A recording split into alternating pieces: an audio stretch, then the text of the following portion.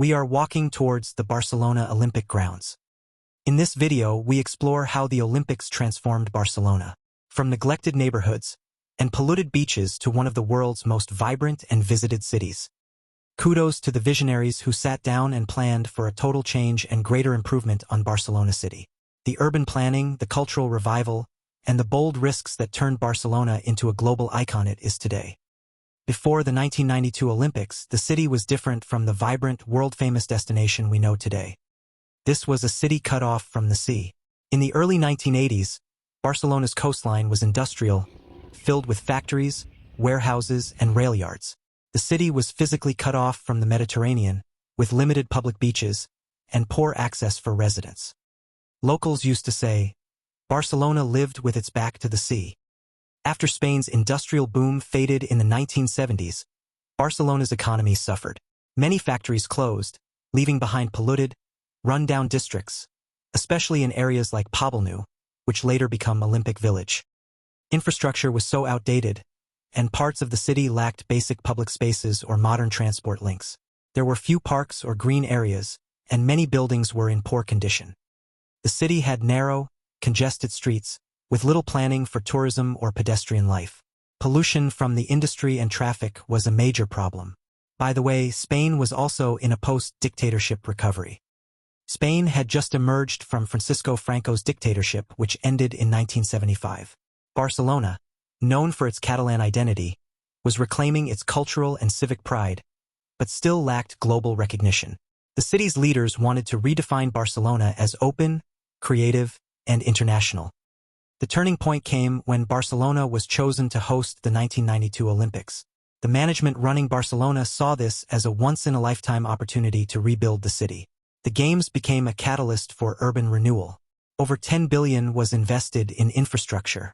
Beaches, parks, and public spaces were created.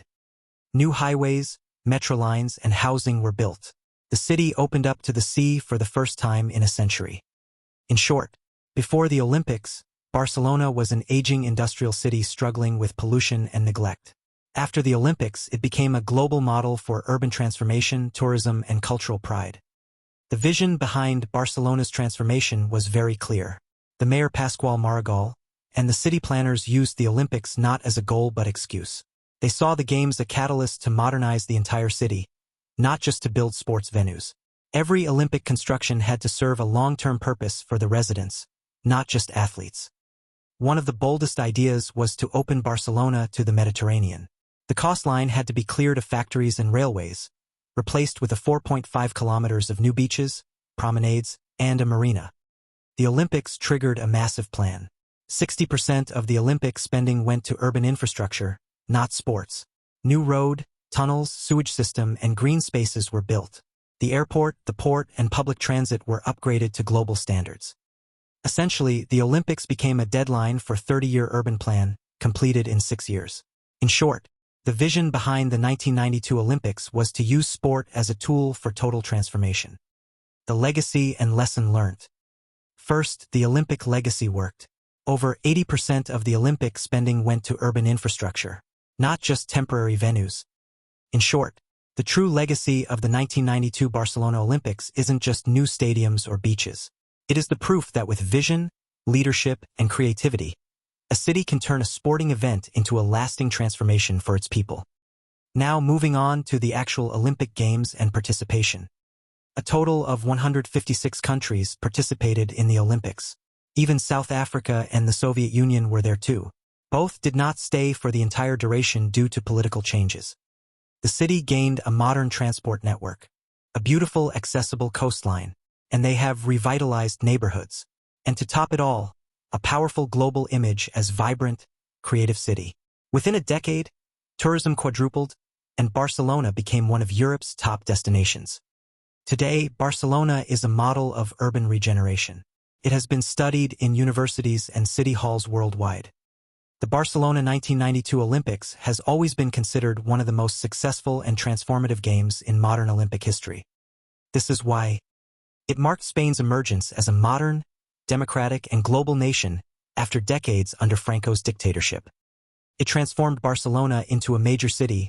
Much of its current architecture, waterfront, and tourism boom trace back to Olympic investments. This is the first Olympics since 1972 without a major political boycott, leading to a record participation. Think about urban and cultural impact. I think it is fair to say Barcelona used the Olympics to redesign its city. Then what I believe was the sports highlights were: unified Germany competed for the first time since 1964.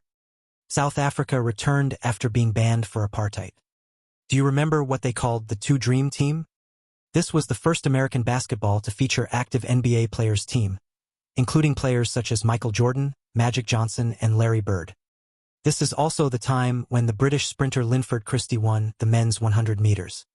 This was the time that the American swimmer Janet Evans and Russian gymnast Vitaly Sherbo were recognized as standout stars. Spain's soccer team won gold. That must have sparked national pride for the entire Spain. The Games helped Spain financially and also in international relations. Barcelona is now one of Europe's most visited cities, and largely, thanks to the 1992 Olympics. The event was seen as a model for urban regeneration and a long-term Olympic legacy. So in a nutshell, the 1992 Summer Olympics were transformative for Spain's economy and the city itself. Before the Games, Barcelona underwent massive urban redevelopment, including improvements to infrastructure, transportation, and the waterfront. Around $11.4 billion was invested in new facilities, roads, and public spaces, which revitalized the city and helped modernize Spain's global image after decades of relative isolation under Franco's dictatorship. Also, the Games triggered a long-term tourism boom, which is still operational today. As I mentioned earlier, Barcelona has become one of Europe's top tourist destinations, attracting millions of visitors annually. In the decade following the Olympics, the city's tourism industry grew up by more than 200%. The Olympic Village area became one of Barcelona's most vibrant neighborhoods. The Economist cited it as the most successful examples of how hosting the Olympics can boost a nation's economy and reshape a city's international reputation. Sporting and medal highlights. The Games themselves were celebrated for their organization, spirit, and athletic performances. The host country, Spain, performed rather well.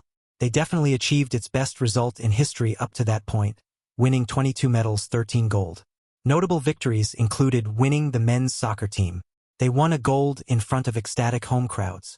Absolutely magical. Looking at the global highlights.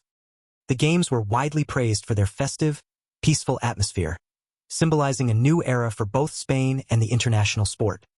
In the meantime, Americans and Jamaicans will continue to dominate track and field. The current team to beat is: you got TT Terry. She is like a jet taking off. She is always on max speed right out of the gate. Her determination is unmatched. Always a game changer. This is when everything exudes confidence. Sha'Carri Richardson is a force to be reckoned with when she drops it in turbo. When she pulls away, it becomes hard to catch her. Her speed is simply unmatched. Gabby Thomas. She is a gentle giant and a smooth operator. Tamari Davis. She is 100-meter runner.